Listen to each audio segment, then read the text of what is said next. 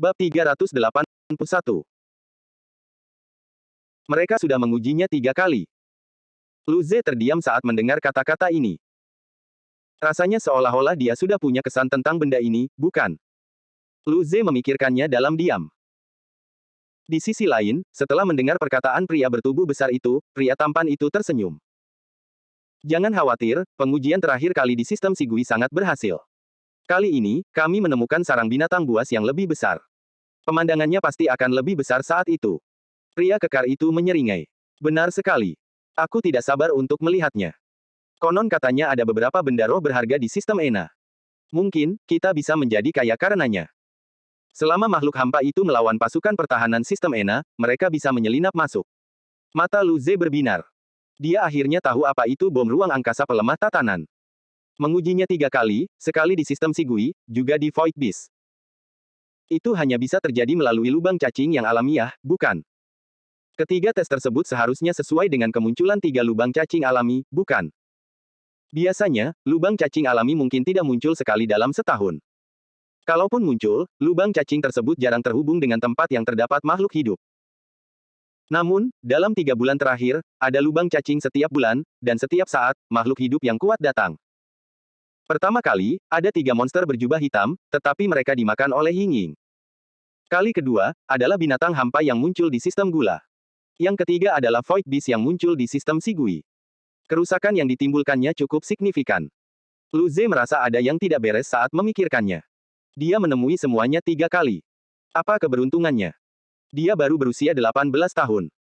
Dia tidak pantas mengalami nasib buruk ini.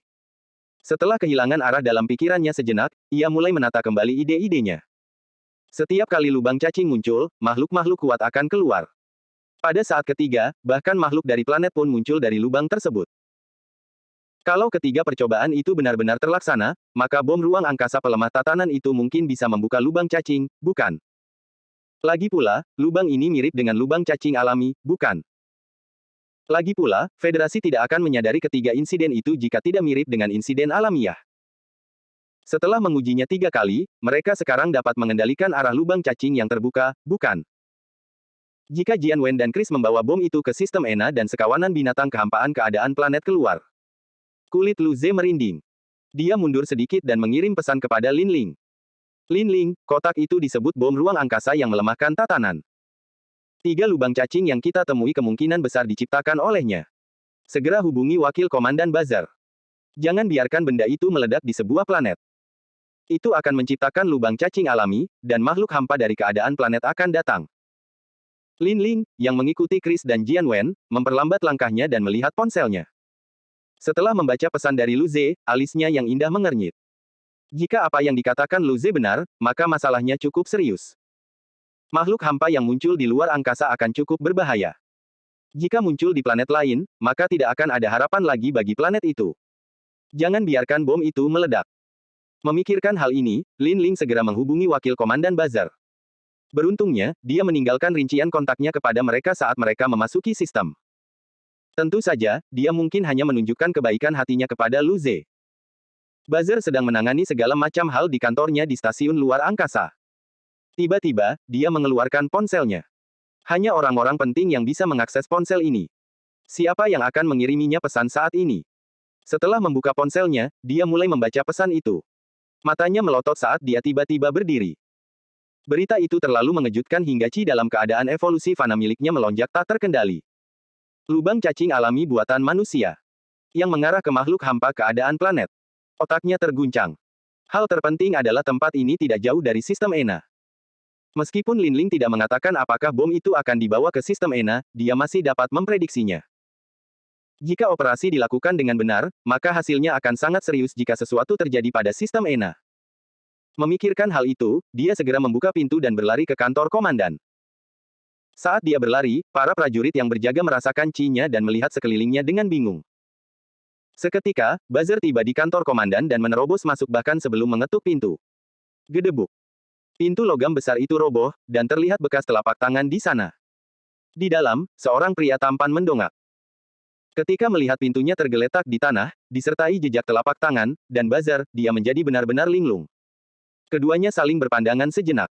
Suasana kemudian menjadi canggung. Mulutnya berkedut, lalu tersenyum. Buzzer, ada apa dengan wajahmu? Kamu sembelit dan tidak bisa menemukan toilet. Buzzer menarik napas dalam-dalam untuk menenangkan diri. Setelah itu, ia mengangkat pintu dan menutupnya kembali dengan susah payah sebelum berkata dengan tenang, ada yang ingin kubicarakan denganmu. Pria tampan itu tersenyum. Ada apa? Jangan bilang kau ingin liburan bersama istrimu. Sekarang adalah waktu yang spesial, aku juga ingin kembali. Buzzer tersenyum. Tidak ada yang penting. Mungkin saja, tata surya kita memiliki lubang cacing alami, dan sekelompok makhluk hampa dari planet lain mungkin akan datang dan mengunjungi kita. Apa? Binatang hampa dari keadaan planet. Sekelompok dari mereka. Tata surya mereka bukanlah sistem Siguino. 2. Pria tampan itu melompat dari kursinya. Melihat ini, Buzzer menyeringai. Yo, Ling Dongyu, kenapa kamu terlihat seperti monyet dengan ekor yang diinjak? Setelah mendengar ejekan dalam kata-kata Buzzer, mulut Ling Dongyu berkedut. Dengan wajah serius, dia berkata, berita itu serius. Buzzer berhasil pulih saat itu. Ia menjawab, tentu saja, tetapi situasinya belum lebih buruk. Konon, bom ruang angkasa yang melemahkan tatanan menciptakan lubang cacing alami. Bom itu dibawa oleh 2 ilmuwan saat ini. Mereka belum meledakkannya. Ling Dongyu mengerutkan kening dan bertanya, apa itu bom ruang angkasa pelemah tatanan? Buzzer menggelengkan kepalanya. Aku tidak tahu. Bagaimanapun, itu pasti sangat kuat. Ling Dongyu menghela nafas. Karena tidak meledak, maka tujuannya sangat bermasalah. Bom waktu semacam ini cukup sulit untuk ditangani. Jika tidak ditangani dengan tepat, akibatnya akan sangat buruk. Buzzer mengangguk. Orang itu tidak mengatakannya, tapi menurutku itu hanya ada di sana, kan? Keduanya lebih suka jika itu meledak di sistem yang bermurah hati. Tentu saja, akan lebih baik jika itu tidak meledak sama sekali. Orang itu. Lin Ling, yang di sebelah Lu Ze. Mata Ling Dongyu membelalak. Lu Ze juga ada di sini. Lin Ling berkata bahwa Lu Ze sedang mencari markas Istana Kehidupan Abadi. Konon bom ini ada hubungannya dengan Istana Kehidupan Abadi. Lin Ling menyampaikan bahwa kita tidak boleh membuat keributan besar tentang bom itu agar tidak mengejutkan musuh. Ling Dongyu mengangguk. Jika mereka membuat terlalu banyak keributan, Istana Kehidupan Abadi mungkin akan meledakkannya lebih awal. Akan tetapi, mereka tidak menyangka Lu Ze akan menemukan pangkalan Istana Kehidupan Abadi segera setelah dia tiba di sistem yang maha pengasih. Dia memang merupakan anak ajaib yang paling kuat di generasi muda. Mereka telah mencari selama beberapa bulan, tetapi mereka tidak dapat menemukan petunjuk apapun. Setelah memikirkan hal ini, Ling Dongyu mengangguk. Biarkan Benny tua menjaga tempat ini. Kamu, aku, Angela, yang tua, kita semua adalah makhluk fana yang berevolusi. Kita akan memiliki regu lain untuk membuka celah. Semua orang harus berpura-pura menjadi armada patroli dan pergi ke planet Gracious. Buzzer tersenyum. Saya sudah menunggu ini. Saya akan memberitahu Lin Ling. Setelah itu, Buzzer meninggalkan ruangan setelah mengulurkan tangannya. Sekali lagi, pintu itu tergeletak di lantai sementara Buzzer menghilang. Ling Dongyu. Sistem yang ramah. Di bawah langit malam, lelaki tampan dan lelaki kekar itu terbang sambil membayangkan masa depan yang ada di hadapan mereka. Keduanya berharap esok segera datang. Semakin cepat esok datang, semakin cepat pula mereka bisa menuju sistem ENA untuk mengambil barang jarahan yang bagus. Mereka sama sekali tidak menyadari ada yang salah. Di tanah, beberapa kilometer jauhnya, Lu Ze diam-diam memperhatikan kedua sosok itu. Setelah mengirim pesan ke Lin Ling, dia berhenti memikirkan bom itu. Dengan kecerdasan Lin Ling, dia seharusnya bisa menanganinya dengan baik. Lu Ze tidak merasa terlalu khawatir mengenai masalah ini. Pada saat ini, lelaki tampan itu berbicara. Namun, kita harus berhati-hati sebelum itu.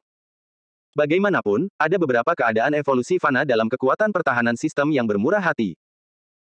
Setelah mengingat sesuatu, pria kekar itu berkata, ngomong-ngomong, pengawasan melihat Lu Ze dan Lin Ling saat memantau Jian Wen dan Chris hari ini. Kekuatan Lu Ze sekarang dalam keadaan evolusi fana, bukan? Setelah mendengar kata-kata itu, mata lelaki tampan itu berbinar karena cemburu. Ia mencibir. Memang, dia memiliki kekuatan seperti itu dalam waktu yang singkat. Sungguh bagus menjadi orang yang berbakat. Semua orang memujinya. Sementara itu, kita seperti tikus jalanan. Di sisi lain, Lu Ze yang mendengar ucapannya, diam-diam menyatakan ketidaksetujuannya. Mereka yang terlihat seperti tikus jalanan seharusnya tidak ada hubungannya dengan bakat, bukan? Kalau dia keluar dan melibatkan diri dalam hal-hal tercela seperti yang dilakukan orang-orang ini, bisa jadi dia akan berakhir seperti tikus jalanan juga. Keduanya terdiam beberapa saat setelah membicarakan Lu Ze. Beberapa saat kemudian, pria tampan itu melanjutkan bicaranya. Mari kita berhati-hati untuk saat ini. Lu Ze telah melakukan kontak dengan Jian Wen. Jangan sampai markas kita terbongkar. Saat dia berbicara, pria itu memperluas kekuatan mentalnya, ingin melihat apakah ada orang yang mengikutinya. Namun, teknik siluman Qi Lu Ze telah dikembangkan secara ekstrim, dan dia memiliki seni dewa kekuatan mental. Selain itu, tingkat kultivasinya lebih unggul darinya. Tidak mungkin pria itu akan menemukan keberadaan Lu Ze. Dengan nada tidak setuju, pria kekar itu berkata, memangnya kenapa kalau dia menemukan kita? Pangkalan kita punya 2 penguasa istana di sana. Tidak peduli seberapa kuat Lu Ze, dia tidak bisa melawan kita sendirian. Saat dia memberi tahu pasukan pertahanan, kita sudah lama tidak ada di sini. Hilang. Mendengar perkataan itu, lelaki tampan itu terdiam. Setelah itu, dia berkata, lebih baik berhati-hati. Kalau tidak, kalau terjadi sesuatu, kita tidak akan bisa menjelaskannya kepada penguasa istana. Mendengar nama penguasa istana, lelaki berbadan besar itu akhirnya menutup mulutnya. Jika mereka ditemukan, kulit mereka mungkin akan terkelupas. Akan tetapi, Lu Ze, yang mendengar seluruh percakapan itu sambil bersembunyi, tidak dapat menahan senyum. Ternyata, hanya ada 2 penguasa istana di markas mereka saat ini, kan? Besar. Sebelumnya, dia mengira keempat penguasa itu hadir. Menghadapi 4 penguasa akan terbukti sulit bagi Lu Ze. Namun, jika hanya ada 2, dia mungkin bisa mencoba melawan mereka. Memikirkan hal ini, darah Lu Ze mendidih. Lagi pula, dia suka menyerang langsung dan bertarung. Pada saat ini, mata Lu Ze berbinar. Tiba-tiba dia mendapat ide menarik. Mungkin, dia bisa masuk ke pangkalan dengan mudah. Begitu dia memikirkan hal ini, seluruh tubuh Lu Ze melonjak dengan cahaya perak, dan dia langsung melintasi ruang angkasa dengan mudah menempuh jarak beberapa kilometer. Saat itu, dia muncul di depan pria tampan dan pria kekar itu. Beberapa saat yang lalu, kedua lelaki itu asyik mengobrol. Namun, tiba-tiba muncul sosok di hadapan mereka membuat tubuh mereka menegang. Mereka terkejut. Tepat saat mereka tampak ketakutan, cahaya biru menyala di mata Lu Ze. Setelah itu, kekuatan mentalnya berubah menjadi duri-duri, yang kemudian menembus pikiran kedua orang ini. Kekuatan mereka hanya pada tahap pembukaan lubang, jadi wajar saja mereka tidak bisa menahan serangan kekuatan mental Lu Ze. Seketika, mereka dapat merasakan otak mereka ditusuk oleh jarum-jarum yang tak terhitung jumlahnya saat jarum-jarum ini terus mengaduk. Rasa sakit yang amat sangat membuat mereka tidak mampu untuk tetap mengapung, sehingga mereka langsung jatuh ke tanah. Ketika Lu Ze menyadari hal ini, ia menggunakan seni dewa anginnya. Angin menyapu 2 anggota istana kehidupan abadi yang telah sepenuhnya kehilangan kemampuan untuk melawan. Pada saat yang sama, ia menuangkan angin ke tubuh mereka untuk menyegel kekuatan fisik dan kekuatan spiritual mereka. Dengan ini, mereka tidak akan dapat bertindak secara diam-diam dan melaporkan kejadian saat ini secara diam-diam. Kenyataannya, Lu Ze terlalu banyak berpikir. Umumnya, orang-orang biasa hanya akan mementingkan keselamatan diri mereka sendiri terlebih dahulu ketika menghadapi situasi seperti ini, apalagi orang-orang dari kekuatan bawah tanah ini. Angin menyeret mereka ke Lu Ze. Pada saat yang sama, Lu Ze menghentikan seni dewa kekuatan mental untuk mencegah keduanya terbunuh secara langsung oleh rasa sakit yang hebat. Lagi pula, dia punya pengalaman langsung dengan rasa sakit seperti ini. Bahkan dia tidak bisa menahannya dalam jangka waktu lama, apalagi dengan orang-orang ini. Lu Ze agak berhati lembut. Setelah rasa sakit di benak kedua orang itu berkurang, wajah hijau mereka akhirnya berhasil pulih perlahan, tetapi mereka masih pucat. Pada saat yang sama, otak mereka akhirnya memiliki ruang untuk memikirkan hal-hal lain. Ketika mereka melihat Lu Ze tersenyum dan menatap mereka, jantung mereka berdegup kencang. Mata mereka dipenuhi dengan keterkejutan. Baru saja mereka membicarakannya, tanpa diduga, dia muncul di hadapan mereka. Apakah dia mengikuti mereka sepanjang waktu? Ketika memikirkan kemungkinan ini, pria tampan itu gemetar sementara matanya melebar, dan dia menatap Lu Ze. Kamu mengikuti Jian Wen dan Chris saat kamu melihat mereka. Pria kekar itu, yang wajahnya gemetar ketakutan, juga menatap Lu Ze dengan tak percaya setelah mendengar kata-kata itu. Kedua orang tua itu tidak menunjukkan sesuatu yang mencurigakan. Bagaimana kau bisa mengikuti mereka? Mereka sedang memperhatikan mereka berdua. Berdasarkan apa yang mereka ketahui, Lu Ze dan Lin Ling berteman dengan Jian Wen dan Chris. Sudah menjadi hal yang wajar bagi mereka berdua untuk mengunjungi keluarga mereka setelah bekerja. Bagaimana mungkin mereka bersikap curiga? Lu Ze tersenyum. Apakah kamu ingin tahu? Keduanya menatap Lu Ze sambil menunggu dia menjawab. Lu Ze menyeringai. Aku tidak akan memberitahumu. Sebenarnya, dia hanya merasakan riak ruang aneh dari Jian Wen, dan reaksi mereka tampak tidak normal. Itulah alasan mengapa dia memilih untuk mengamati para profesor. Jika mereka benar-benar pulang, maka semuanya akan baik-baik saja. Namun, mereka mengatakan bahwa mereka kekurangan waktu, namun, mereka tetap berjalan-jalan di kota sepanjang hari. Hal ini membuat Lu Ze curiga. Tentu saja, dia harus mengikuti mereka sampai akhir. Keduanya tidak tahu harus berkata apa. Lu Ze menyeringai. Baiklah, apakah ini kejutan yang menyenangkan untuk bertemu denganku? Akan ada lebih banyak kejutan yang menunggumu. Mendengar ini, keduanya menatap Lu Ze dengan ketakutan dan kewaspadaan. Setelah itu, pria tampan itu menarik napas dalam-dalam dan menunjuk ke arah Lu Ze. Apa yang kamu inginkan? Di sisi lain, lelaki bertubuh besar itu perlahan pulih. Jika kau melepaskan kami, kami akan memberi tahumu semua yang kami ketahui. Lu Ze terkejut dengan tawarannya. Dia melirik keduanya dengan ekspresi aneh. Mereka menyerah dengan cukup cepat. Dia tersenyum dan berkata, dengarkan aku dulu. Aku akan membunuh salah satu dari kalian, dan aku akan membawa yang satunya ke markasmu. Apakah kau menyukainya? Keduanya, yang baru saja pulih dari ketenangannya, menjadi tercengang setelah mendengar kata-kata Lu Ze. Ini mengejutkan, tetapi ini tidak benar. Bukankah seharusnya dia mencoba mengucapkan kata-kata itu terlebih dahulu? Mengapa dia akan langsung membunuh satu orang terlebih dahulu? Lagi pula, dia bilang dia akan pergi ke markas mereka. Dia seharusnya mendengar bahwa ada dua penguasa istana di sana. Apakah dia akan bunuh diri? Atau, ketika melihat Lu Ze, keduanya merasa panik dan ketakutan. Yakinkah dia bahwa dia dapat melawan dua penguasa istana itu? Bagaimana itu mungkin? Lu Ze tersenyum pada keduanya. Dia ingin mendapatkan lebih banyak informasi dari mereka, tetapi bahkan jika mereka mengatakan sesuatu sekarang, dia tidak akan berani mempercayainya. Dia tidak punya seni dewa pendeteksi kebohongan. Bagaimana dia bisa tahu kalau mereka berbohong? Keduanya saling berpandangan lalu terdiam. Kemudian, lelaki bertubuh besar itu mencibir dan memandang Lu Ze dengan jijik. Kau bisa bertanya pada Tianyu. Kita adalah saudara yang baik. Tinggalkan kami berdua atau bunuh kami berdua. Lu Ze menatapnya dengan kaget. Dia tidak menyangka mereka berdua memiliki hubungan seperti itu. Apa yang harus dilakukan? Haruskah dia membunuh keduanya? Tetapi, dia tidak tahu alamat pangkalannya. Tanpa diduga, mereka berdua saling peduli. Tampaknya dia harus meninggalkan yang satu di sini terlebih dahulu dan membiarkan yang lain membawanya ke pangkalan. Sambil memikirkan hal ini, Lu Ze tersenyum. Kalau begitu. Tiba-tiba, pria tampan itu berbicara sebelum Lu Ze sempat menyelesaikan ucapannya. Biarkan aku hidup. Bobby berpikiran sederhana. Dia tidak berguna. Jika kau ingin memasuki markas, aku bisa membantumu masuk.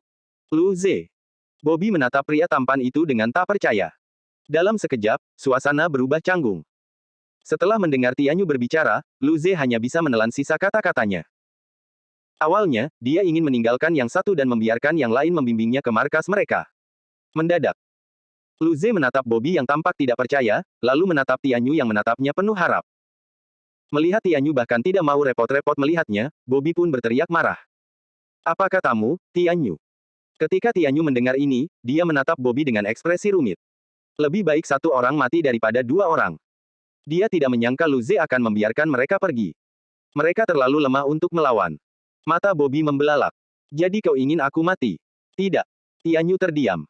Setelah itu, dia berkata dengan jelas, aku tidak ingin mati. Suasana menjadi hening. Bobby tidak menyangka sahabatnya akan mengkhianatinya. Ia menatap Tianyu dengan tajam dan tetap diam. Tianyu benar. Dalam hal rencana, Tianyu jauh lebih baik daripada dirinya. Dia tidak memiliki kepercayaan diri untuk membawa Lu Ze ke markas. Saat itu, bahkan jika Lu Ze tidak membunuhnya, dia akan tetap terbunuh setelah mengungkap lokasi mereka. Memikirkannya dengan cara ini, dia merasa kecewa. Dia mungkin juga membiarkan Tianyu melakukan apa yang diinginkannya. Sebelumnya, Bobby mengira mereka berdua bisa selamat.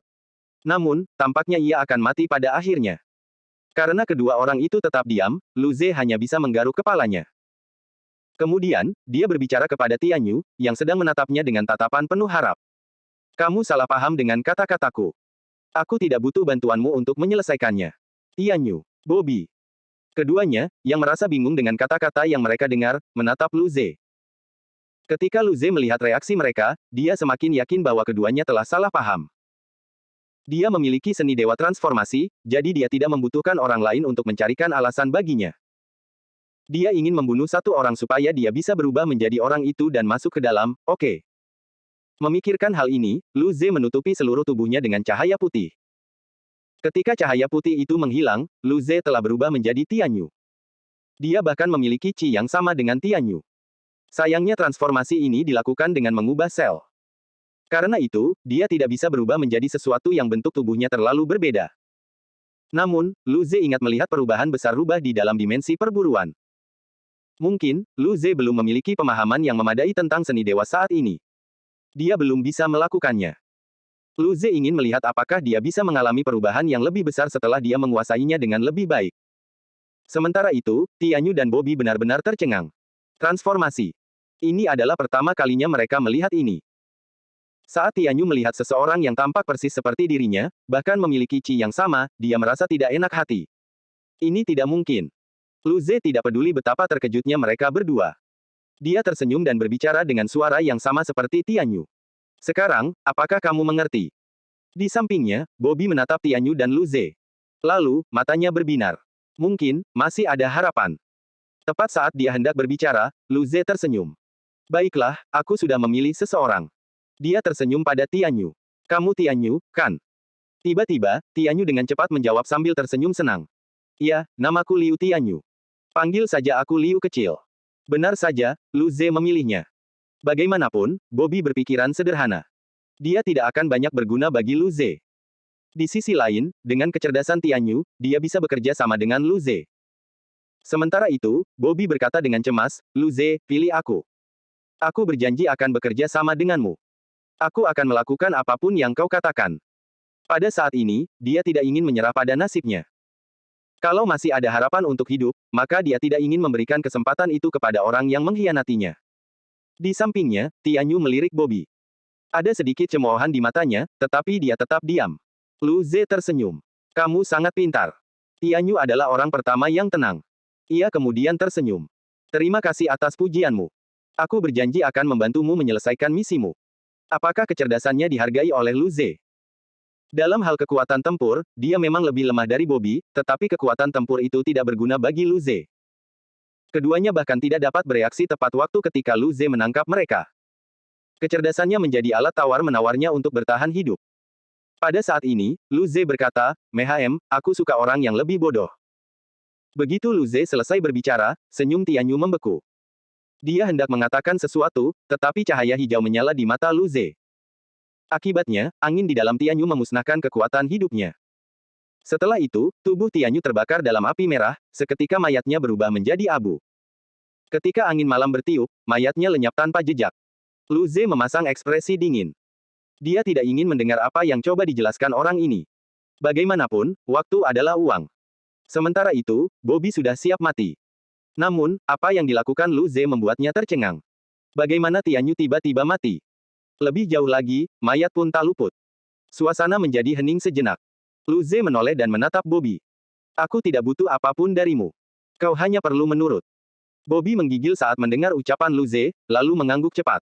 Jangan khawatir, aku sangat patuh. Melihat ini, Lu Ze mengangguk dan tersenyum. Aku telah mencabut larangan-larangan yang ada padamu, tetapi aku telah meninggalkan angin di dalam tubuhmu. Jika kamu benar-benar tidak ingin hidup lagi, tidak apa-apa jika kamu mengatakannya. Lagi pula itu tidak akan menjadi masalah. Terserah kamu. Bobby. Dia menatap senyum cerah Lu Ze. Sudut mulutnya tak dapat menahan diri untuk berkedut. Itu memang senyum iblis. Bobby pun tersenyum lebar. Kamu lucu sekali, Letnan Kolonel Lu Ze, kenapa aku harus menolak kesempatan untuk hidup? Lu Ze berkata, jangan cemberut. Lakukan saja apa yang seharusnya kau lakukan. Aku berjanji akan membiarkanmu pergi. Mata Bobby berbinar saat mendengar ini. Benarkah? Lu Ze mengangguk. Benarkah? Mendengar ini, ekspresi Bobby menjadi tenang. Lu Ze adalah anak ajaib yang bisa menjadi adipati muda. Dia percaya bahwa Lu Ze tidak akan mengingkari janjinya. Lu Ze berhasil mengendalikan Bobby setelah melihat Bobby pulih. Setelah itu, Lu Ze berkata, kita membuang-buang waktu beberapa menit. Ayo pergi. Ceritakan padaku tentang situasinya di jalan. Bobby langsung berkata, konon katanya, penguasa istana mendapat kabar dari guru yang sudah lama menjalani kultivasi soliter. Ada misi, jadi kami dikirim ke sini. Guru. Apakah dia adalah Tuhan kehidupan abadi? Ya. Lu Ze iri dengan gelar ini. Kedengarannya sangat keren. Lu Ze terus bertanya. Di mana tuanmu sekarang? Bobby tersenyum getir. Jejaknya tidak diketahui. Bahkan para penguasa istana pun mungkin tidak tahu di mana dia berada. Tianyu dan aku hanyalah penjaga. Lu Ze tidak terkejut dengan jawaban Bobby. Ia kemudian mengajukan pertanyaan lebih lanjut. Apa misimu di sini? Berapa banyak petinggi yang datang? Bobby menjawab, 2 dari 4 penguasa istana datang ke sistem yang bermurah hati. Aku tidak tahu di mana 2 lainnya. Ada 8 dari 12 penjaga di sini juga, termasuk aku dan Tianyu. Mengenai misi, orang-orang biasa hanya bertanggung jawab untuk merencanakan segala macam acara di sekitar untuk mengalihkan perhatian. Tujuan utamanya adalah untuk mengangkut bom ruang angkasa yang melemahkan ketertiban ke sistem ENA. Dia menatap Lu Ze dengan takut. Dia takut Lu Ze akan marah dan membunuhnya. Melihat ketenangan yang biasa dalam ekspresi Lu Ze, dia teringat bahwa Lu Ze telah mengikuti mereka dan telah lama mendengarnya. Jadi, dia melanjutkan dengan nada sedikit takut, bom ruang angkasa yang melemahkan tatanan dapat membuka lubang cacing alami. Meskipun lokasinya sangat tidak stabil, kami mampu mengendalikannya hingga jarak tertentu setelah beberapa kali percobaan. Lu Ze mengangguk. Dari mana kamu mendapatkan bom-bommu? Berapa banyak lagi yang tersisa? Bobby membuka mulutnya untuk menjawab.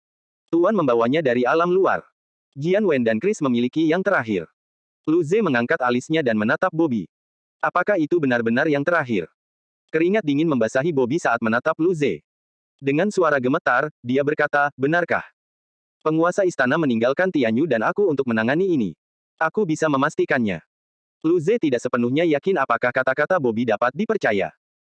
Jika memang itu yang terakhir, maka seharusnya tidak apa-apa selama bom yang tersisa ditangani dengan benar, bukan? Lu Ze menoleh untuk melihat Bobby. Apa lagi yang harus kau katakan tentang bom itu? Lebih baik kau katakan sekarang. Kalau tidak, jika aku menemukan sesuatu yang kau sembunyikan, maka kau tahu apa yang akan terjadi. Ketika Bobby mendengar kata-kata Lu Ze, tubuhnya tiba-tiba menegang. Setelah itu, keringat dingin keluar dari tubuhnya. Rasa sakit dari sebelumnya, ketika mengingatnya, dia tidak bisa menahan diri untuk tidak berkeringat. Pada saat yang sama, ia tiba-tiba merasakan sakit yang menusuk seperti jarum yang menusuk otaknya dan terus bergerak. Lambat laun, rasa sakit itu terus bertambah parah. Ia bahkan ingin segera mati. Apa metode aneh ini? Seni dewa kekuatan mental. Berapa banyak seni dewa yang dia miliki? Orang biasa bahkan tidak memiliki seni dewa. Di sisi lain, orang dengan satu seni dewa sudah dianggap sangat berbakat, namun, orang ini memiliki sebanyak ini. Ini terlalu menakutkan. Mata Bobby dipenuhi dengan ketakutan. Dia bahkan tidak memiliki kekuatan untuk terbang. Saat dia jatuh dari langit, angin bersirkulasi di sekitar tubuhnya, memungkinkan dia untuk terus terbang di samping Lu Ze. Pada saat yang sama, ia bisa merasakan sensasi tusukan jarum itu menghilang. Secara bertahap, rasa sakit yang parah itu pun mereda. Lu Ze tersenyum pada Bobby yang berwajah pucat. Kau mengerti, kan? Pada saat yang sama, Lu Ze merasa tidak bisa berkata apa-apa. Melihat orang ini mengingatkannya pada saat pertama kali dirinya ditatap sampai mati oleh bos kelinci itu. Itu benar-benar bukan perasaan yang baik. Dia merasa jauh lebih buruk daripada orang ini, oke. Meski begitu, Lu Ze tidak dapat menahan perasaan sedikit beruntung. Untungnya, dia telah meninggal beberapa kali, jadi dia menjadi sedikit kebal terhadap rasa sakit. Bobby mulai gemetar setelah melihat senyum Lu Ze lagi. Dia benar-benar ingin Lu Ze berhenti tersenyum. Dia merasa takut. Namun, dia tidak berani berbicara kepada Lu Ze seperti itu. Karena itu, dia hanya bisa mengangguk sambil memaksakan senyum. Dengan tergesa-gesa, dia berkata, aku mengerti, aku akan mengatakan semuanya. Lu Ze mengangguk puas. Kalau lubang cacing itu muncul di planet ini, kamu tidak akan bisa melarikan diri, kan? Mulut Bobby berkedut, merasa sedikit tidak nyaman. Menurut rencana awal, bom akan diledakkan di sistem ENA. Bahkan jika lubang cacing muncul, itu tidak akan memengaruhinya. Namun, jika Lu Ze secara tidak sengaja meledakkan bom di sini dan gelombang besar binatang buas dari keadaan planet muncul, maka bahkan jika Lu Ze tidak membunuhnya, dia tidak percaya dia bisa lolos. Akhirnya, dia mendapat kesempatan lain untuk hidup, jadi dia tidak ingin mati. Bagaimanapun, dia sangat menghargai hidupnya. Sebelum menjawab, Bobby menatap pikirannya. Kemudian, dia berkata, aku tidak tahu banyak tentang bom itu. Aku hanya tahu bahwa sang guru mendapatkan ini dari peradaban yang lebih tinggi. 10 detik setelah aktivasi, bom itu akan menghancurkan ruang dan dengan cepat menciptakan lubang cacing alami. Kecuali kekuatan seseorang melampaui keadaan bintang, seseorang tidak akan dapat menghentikannya. Negara-negara bintang dapat mengendalikan ruang angkasa sampai batas tertentu. Mereka dapat menghapusnya jika lubang cacing baru saja mulai terbentuk. Namun, jika lubang cacing mencapai titik tertentu, bahkan negara bintang tidak dapat menghentikannya. Lu Ze menatap Bobby tanpa berkata apa-apa. Jika ada negara bintang di sini, apakah dia akan membuang-buang waktu dengannya? Dia hanya akan menghancurkan mereka semua. Seluruh federasi hanya memiliki beberapa negara bintang. Bahkan Panglima Angkatan Darat Federal adalah satu-satunya negara bintang. Lu Ze mengerutkan kening. Dia kemudian bertanya, tidak bisakah kita menjinakkannya? Bukankah mereka selalu menjinakkan bom di pertunjukan? Mungkin, di sini juga bisa, kan? Mulut Bobby mengejang karena pertanyaan Lu Ze. Ini adalah produk dari peradaban maju. Teknologi kita. Setelah mengatakan itu, Bobby menatap Lu Ze. Dia tidak melanjutkan bicaranya lagi. Lu Ze. Lu Ze mengusap dahinya dan terdiam. Bagaimanapun juga, teknologi umat manusia terlalu primitif. Beberapa saat kemudian, Lu Ze terus bertanya. Bagaimana cara mengaktifkannya? Apakah ada yang punya alat peledak? Lu Ze tidak dapat sepenuhnya mempercayai apakah lubang cacing itu tercipta dalam 10 detik, yang mana dikatakan orang ini, tetapi karena aktivasi diperlukan, dapatkah lubang cacing itu dibawa ke tempat tak berpenghuni dan kemudian diledakkan? Meski begitu, tetap saja akan ada lubang cacing yang tercipta.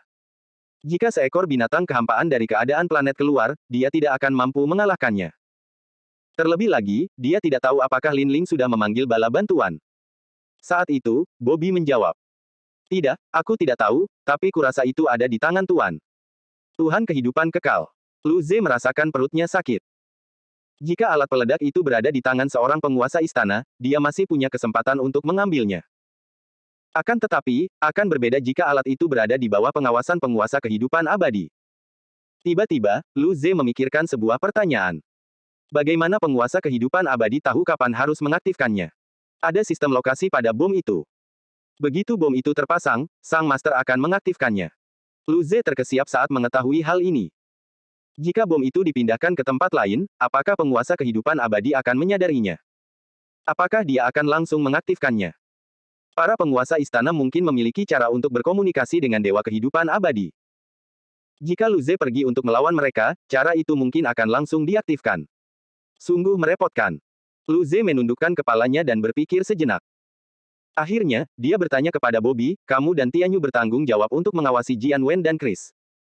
Bagaimana kamu mengawasi mereka? Bobby menjelaskan, Liu Tianyu dan aku bertanggung jawab untuk menangani mereka berdua. Ruang pengawasan ada di pangkalan. Jika Liu Tianyu dan aku ada di sana, kami akan bertanggung jawab untuk mengawasi mereka. Jika tidak, akan ada orang lain yang akan mengambil alih. Lu Ze menyeringai mendengar informasi ini. Kalau begitu, saat kita kembali, kita akan bertanggung jawab untuk mengawasi mereka, kan? Kalau begitu, dia akan membiarkan Lin Ling mengendalikan keduanya dan mendapatkan bom. Bobby terkejut. Keringat dingin muncul di dahinya.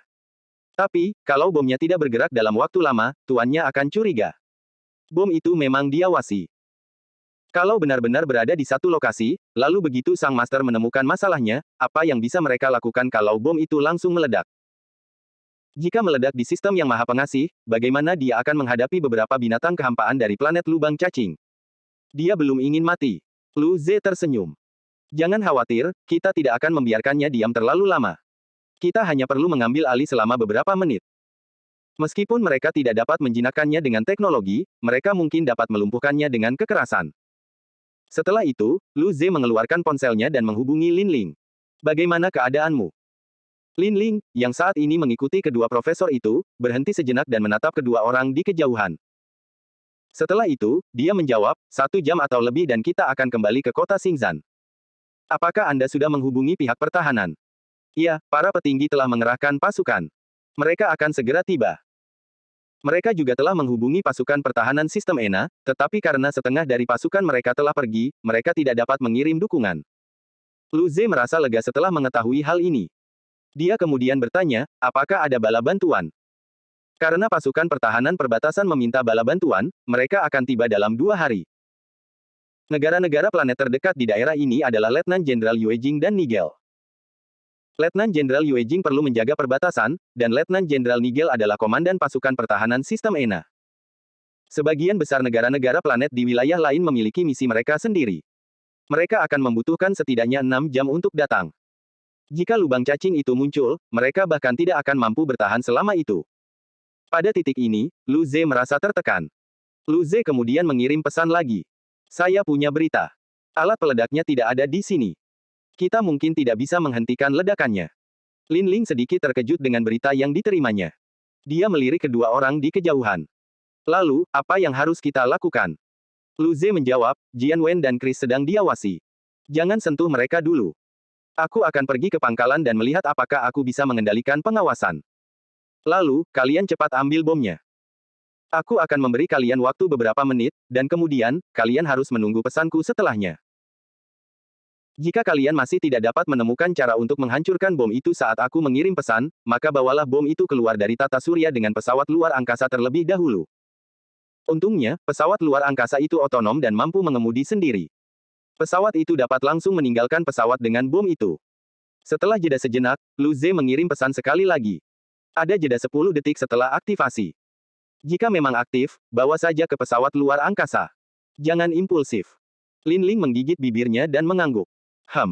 Setelah hening sejenak, dia mengirim pesan lagi. Hati-hati. Lu Ze tersenyum. Kamu juga. Dia menyeringai pada Bobby. Baiklah, ayo berangkat. Pelan-pelan saja. Kembali ke markas sekitar 1 jam lagi. Yang terbaik adalah bertahan selama mungkin. Bobby mengangguk dan memimpin jalan. Ia hanya berharap tidak tertangkap. Setelah misi ini selesai, ia akan mencari istri dan bersembunyi. Lu Ze mengikuti Bobby selama 1 jam dan segera tiba di sebuah pegunungan. Di depan mereka, gunung yang bergelombang itu tingginya ratusan kilometer.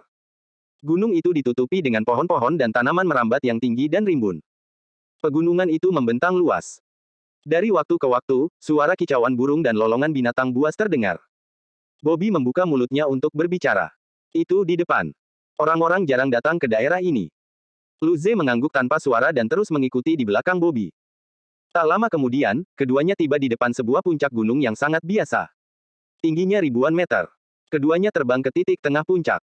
Bobby mengeluarkan ponselnya dan menggunakannya. Tak lama kemudian, riak angkasa muncul di tengah gunung.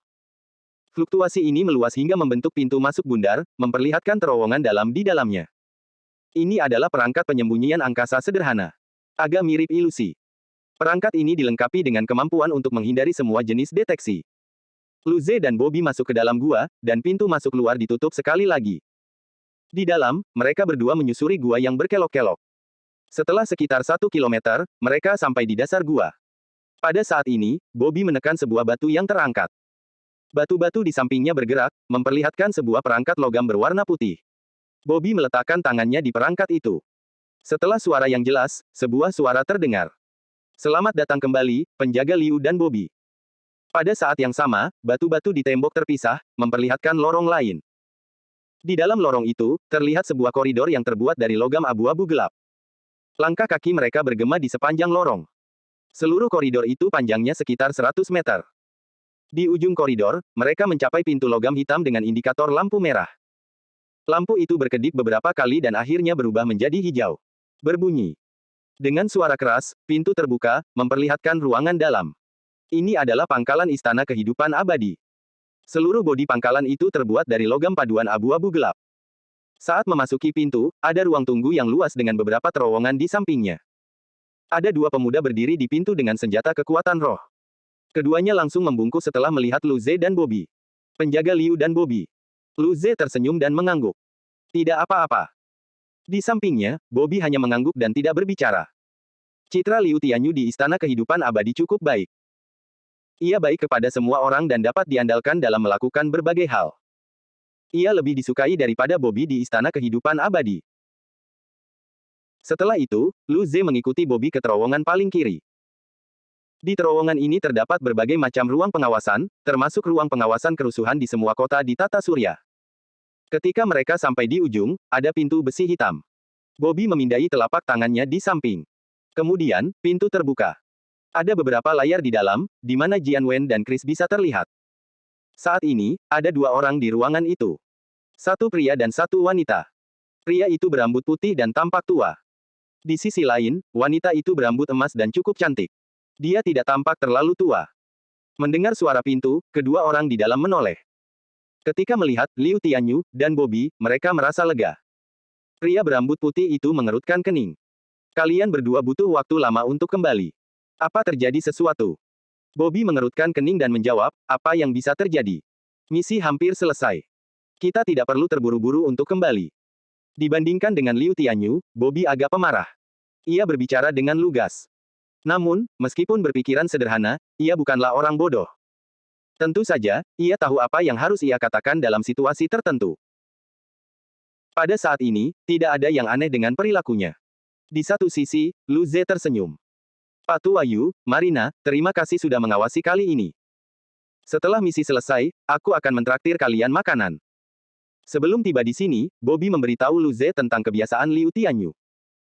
Dia memperkenalkan dua orang yang menjaga ruang pengawasan dengan ketat. Jadi, Lu Ze berbicara seperti halnya Liu Tianyu. Pria berambut putih itu mengerutkan kening setelah mendengar kata-kata Bobby, tetapi dia akhirnya mengendurkan alisnya setelah Liu Tianyu berbicara. Marina tersenyum. Kalau begitu, jangan berpikir untuk mengirim kami pergi tanpa makanan dan anggur berkualitas tinggi. Lu Ze tersenyum pahit dan mengangguk tak berdaya. Baiklah, aku pasti akan memuaskan kalian.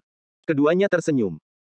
Pekerjaan mereka diatur oleh penguasa istana, dan sekarang, mereka bahkan mendapatkan makanan roh tingkat tinggi secara gratis. Yutua berkata, kalau begitu, baiklah. Ia berhenti sejenak dan segera melanjutkan, kami juga punya urusan lain di sini. Kami tidak akan mengganggumu di saat-saat genting seperti ini. Lu Ze tersenyum dan mengangguk. Baiklah. Ketika keduanya akhirnya meninggalkan ruangan, senyum Lu Ze akhirnya memudar. Kemudian, dia melihat ke layar. Jian Wen dan Chris masih melayang dengan kotak logam di tangan mereka. Wajah mereka pucat sementara ekspresi mereka agak kaku. Tidak jauh dari mereka ada sebuah stasiun luar angkasa. Stasiun itu terletak di dekat kota Xingzhan. Saat ini, beberapa pesawat luar angkasa lepas landas dan mendarat. Meskipun masih malam, daerah itu tampak ramai. Sambil menatap mereka berdua, dia merenung sejenak. Setelah itu, dia teringat anggota keluarga mereka. Karena itu, dia bertanya, keluarga mereka ada di sini, kan? Bobby terkejut. Jelas, dia tidak menyangka Lu Ze akan menanyakan hal ini. Dia lalu mengangguk. Ya. Lu Ze berbicara sekali lagi. Aku ingat pernah menyuruhmu untuk menghadapinya. Benar, dia sekarang adalah Liu Tianyu. Bobby menegang setelah mendengar kata-kata itu. Keringat dingin muncul di dahinya. Dia membuka mulutnya, tetapi dia tidak tahu harus berkata apa. Dia ingat meminta Liu Tianyu untuk bermain dengannya. Tentu saja, Liu Tianyu dan Bobby masih berhubungan baik saat itu. Jika sekarang dia pasti tidak akan mengundang bajingan itu. Namun, orang di hadapannya saat ini bukanlah Liu Tianyu yang sebenarnya. Melainkan Lu Ze, jadi dia merasa sedikit gugup. Lu Ze tersenyum. Apa yang kamu khawatirkan? Di mana kamar mereka? Dengan suara gemetar, Bobby menjawab, di daerah pemukiman. Ada lebih dari 1.000 orang di pangkalan ini. Tentu saja, akan ada area permukiman. Lu Ze mengangguk pelan. Apakah tidak apa-apa meninggalkanku di sini? Bobby menjawab, tidak apa-apa. Lu Ze mengangguk mendengar jawabannya. Kalau begitu, simpan mereka di satu ruangan dan beritahu aku kamarnya saat kau kembali. Bobby bingung dengan hal ini, tetapi dia tetap mengangguk dan pergi. Dia tidak berani menentang Lu Ze. Bagaimanapun, hidupnya sendiri masih di tangan Lu Ze. Saat mereka berbicara, Jian Wen dan Chris telah memasuki stasiun luar angkasa. Kapal penelitian mereka diparkir di area khusus stasiun. Tentu saja kapal mereka akan dipisahkan dari kapal sipil. Kapal itu menyala. Ketika Jian Wen dan Chris mendarat, beberapa orang terbang keluar untuk menyambut mereka. Ada wajah-wajah yang dikenal. Di antara mereka ada dua siswa muda yang Lu Ze dan Lin Ling temui terakhir kali. Saat ini, para siswa muda itu saling menyentuh dengan penuh kasih sayang. Mungkin, hubungan mereka berkembang pesat. Mulut Lu Ze berkedut saat menyaksikan keduanya.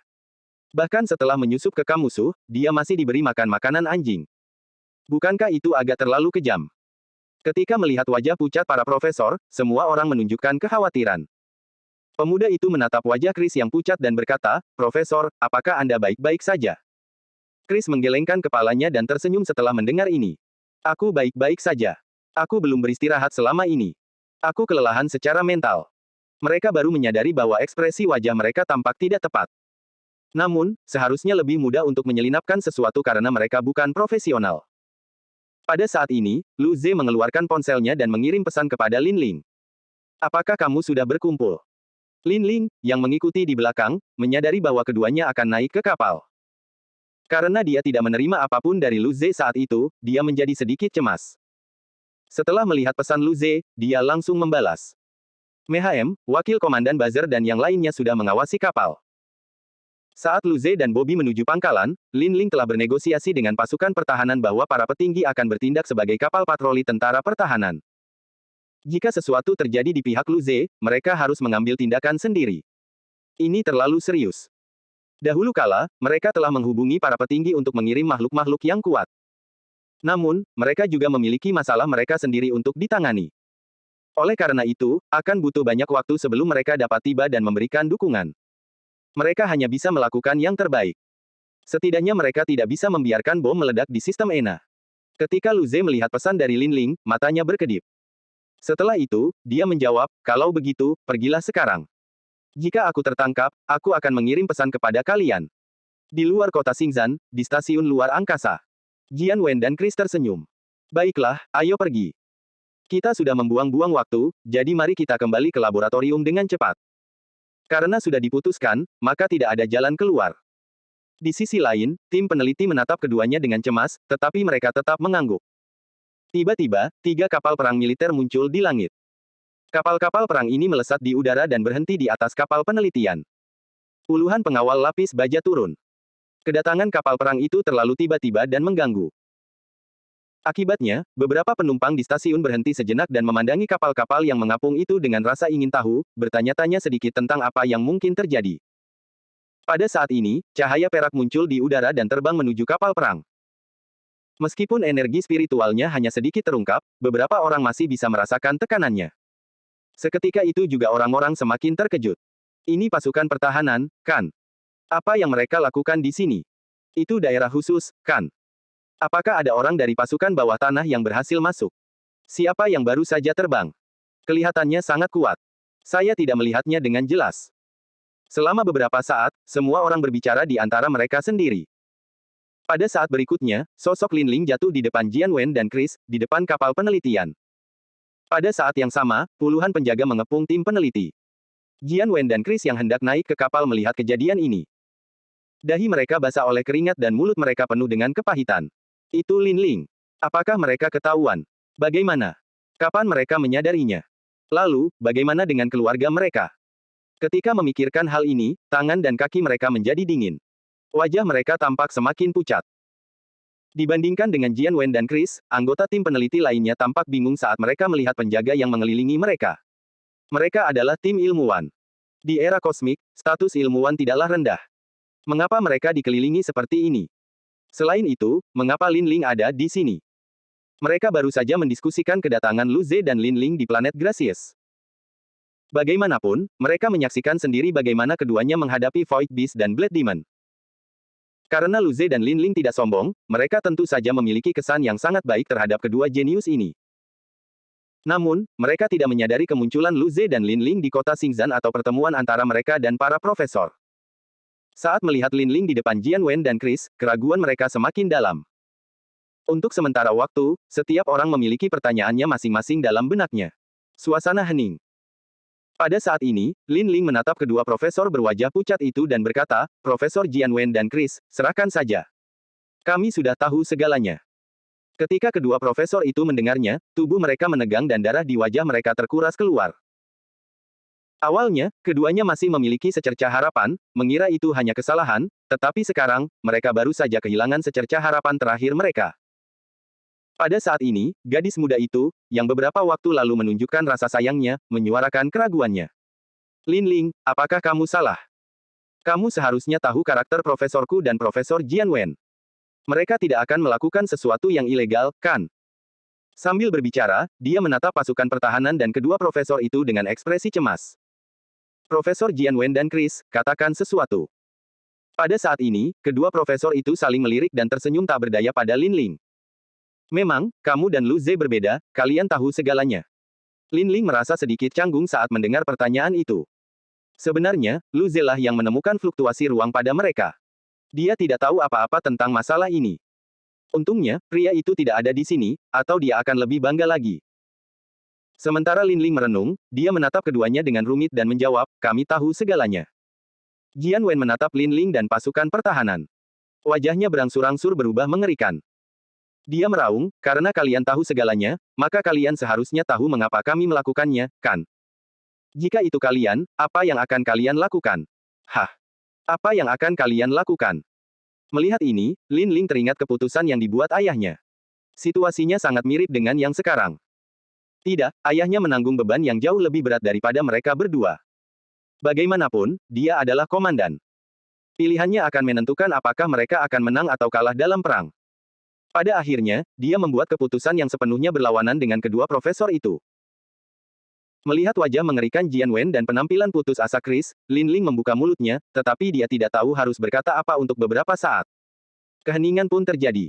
Setelah itu, tatapannya berubah tajam. Dia berkata, keputusanku tidak akan jauh lebih baik dari keputusanmu. Mungkin karena belum dewasa, tapi kalau boleh mengambil keputusan, ia akan memilih ayahnya. Namun, sebelumnya, dia tidak begitu mengerti dan tidak setuju dengan keputusan ayahnya. Namun sekarang, meskipun dia masih tidak setuju, dia bisa sedikit memahaminya. Pasti menyakitkan baginya juga, kan? Begitu kata-kata Lin Ling diucapkan, tim ilmiah dan pasukan pertahanan menatapnya dengan aneh. Bersamaan dengan itu, mata mereka berbinar ketika mereka bertanya pada diri sendiri apa yang akan mereka lakukan. Tentu saja, Lu Ze, yang sedang menonton layar, juga mendengarkan. Keluarganya dilindungi oleh Paman Merlin, jadi dia tidak perlu khawatir. Para anggota tim peneliti menjadi semakin bingung setelah mendengar raungan Jian Wen. Dilihat dari penampilannya, Jian Wen benar-benar melakukan sesuatu. Pada saat ini, 4 orang keluar dari pasukan pertahanan, seorang pria tampan berambut hitam, seorang pria berambut abu-abu, seorang pria tua berambut putih, dan seorang wanita cantik berambut emas. Pria berambut hitam itu menatap kedua profesor itu dengan tatapan mata yang rumit dan berkata dengan nada meminta maaf, "Maaf, para profesor. Itu adalah kelalaian militer sehingga kami tidak dapat melindungi keluarga Anda." Apakah Jian Wen dan Chris benar atau salah, seharusnya tidak dapat dipastikan saat ini. Paling tidak, kesalahan harus ditimpakan pada istana kehidupan abadi. Kedua profesor itu tersenyum pahit ketika mendengar ini. Dengan suara serak, Chris membalas, "Apa gunanya minta maaf? Kita sedang diawasi.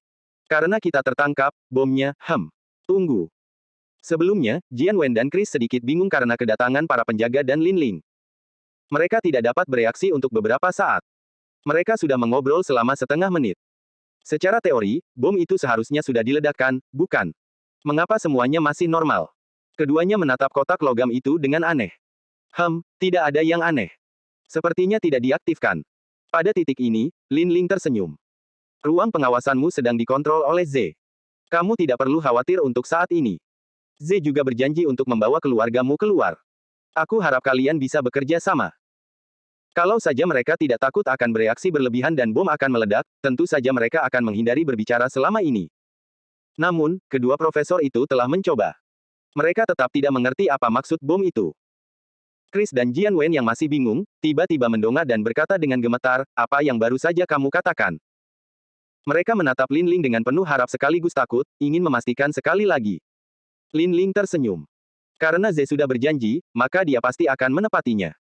Jangan khawatir, dia akan menyelamatkan keluargamu. Mendengar kata-kata itu, mata kedua profesor itu memerah. Mereka hanya berteriak seperti itu. Keduanya menutupi wajah mereka dengan tangan. Mereka tampak menahan sakit saat berbicara. Maaf, kami benar-benar tidak ingin.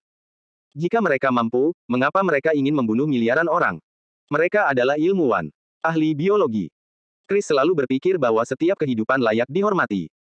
Namun, ia harus mengubur miliaran orang sendirian. Ironi apa ini? Hatinya sudah tersiksa. Hatinya sudah lelah. Kasus serupa terjadi pada Jian Wen. Pada saat ini, beban telah terangkat, dan mereka dapat merasa lega untuk sementara waktu. Setelah itu, mereka mulai tertawa. Karena Lu Ze dan Lin Ling sudah setuju, keluarga mereka seharusnya baik-baik saja. Bagaimanapun, Lu Ze dapat menguasai ruang pengawasan yang dijaga dengan sangat ketat dan tersembunyi. Hal ini tidak dapat mereka bayangkan. Dengan ini, mereka yakin Lu Ze dapat menyelamatkan keluarga mereka. Lin Ling kemudian berkata, "Baiklah, para profesor. Z berkata kalian telah menguji bom ini sebelumnya. Kami butuh bantuan kalian untuk melihat apakah kalian dapat menjinakkannya." Setelah mengetahui keluarga mereka bisa diselamatkan, Jian Wen dan Chris tidak merasa tersiksa seperti sebelumnya. Mereka segera mengangguk dan menyatakan kesediaan mereka untuk membantu.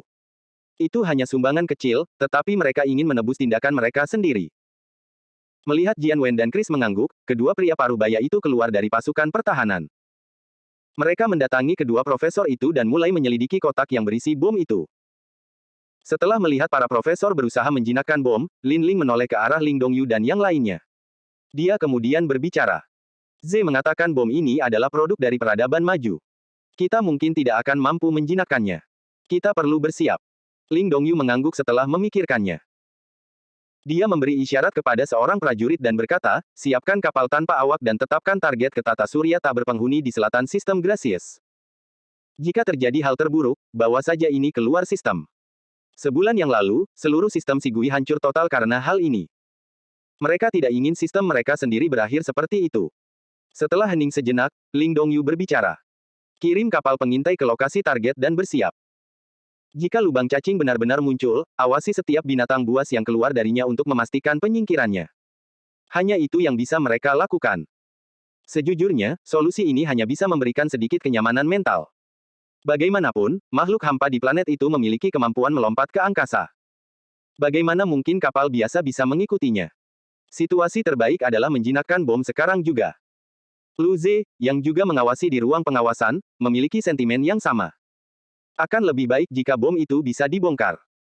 Namun, karena dia bukan seorang ilmuwan, dia hanya bisa menyaksikan para petinggi beroperasi. 1 menit. 2 menit. 3 menit. Tak lama kemudian, 10 menit telah berlalu. Chris, Jian Wen, dan 2 orang spesialis itu berkeringat deras saat itu. Namun, Lu Ze dan yang lainnya tidak bisa berkata apa-apa. Bahkan setelah menggunakan berbagai peralatan canggih, kotak logam luar itu tidak bergerak sama sekali. Pada titik ini, bagaimana mereka bisa mengetahui bom ruang angkasa yang melemahkan tatanan di dalamnya? Mereka bahkan tidak tahu seperti apa bentuknya. Pasukan pertahanan, Lu Ze, dan Lin Ling tak kuasa menahan diri untuk menggosok dahi mereka.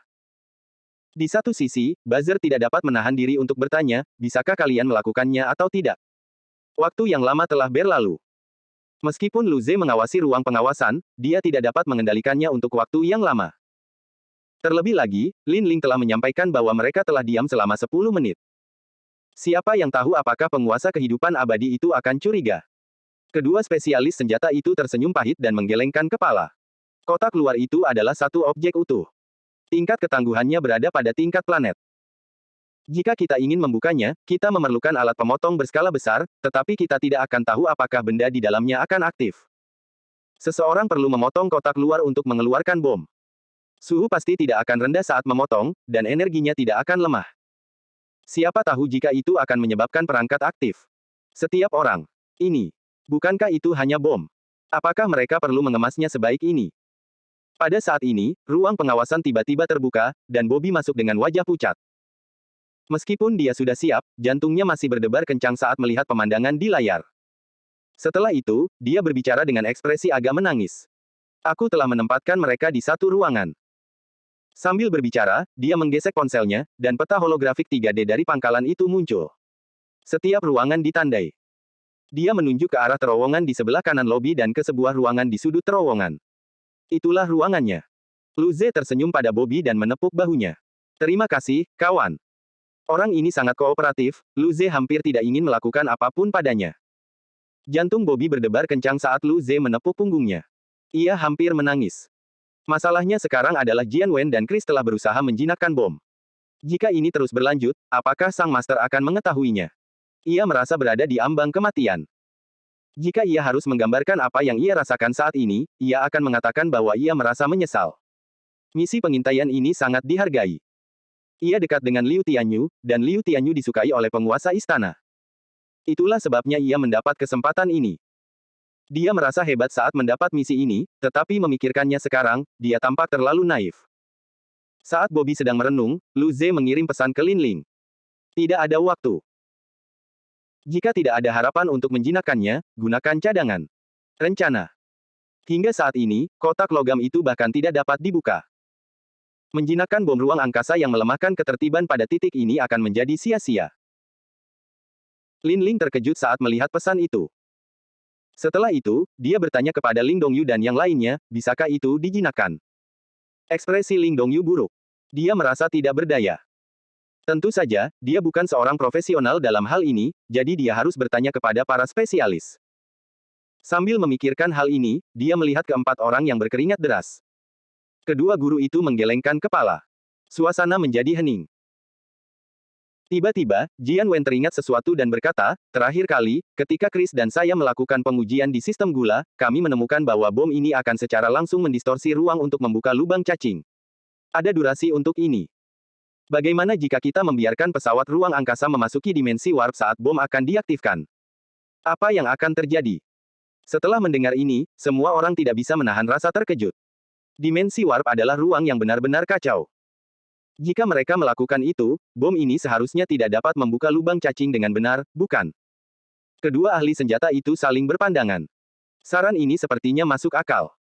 Kembali ke ruang pengawasan, Lu Ze merasa linglung karena saran itu. Dia juga belum mempertimbangkan solusi ini. Meskipun mereka tidak tahu seberapa berhasilnya, itu lebih baik daripada membiarkan kotak itu tidak dibuka. Pada saat ini, pintu ruang pengawasan terbuka sekali lagi. Seorang pria parubaya yang tampak serius masuk ke dalam dan berkata, Tuan berkata bahwa kedua orang tua itu telah berada di stasiun luar angkasa selama beberapa waktu. Apakah terjadi sesuatu? Apa ini? Pria parubaya itu menatap ke arah layar sambil berbicara. Dia bisa melihat beberapa orang melakukan sesuatu yang tidak dapat dijelaskan pada kotak itu. Dia benar-benar bingung.